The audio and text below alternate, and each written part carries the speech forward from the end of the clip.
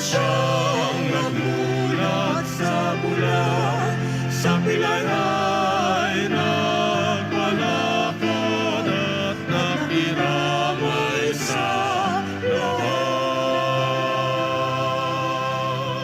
Magsiluhod po ang lahat.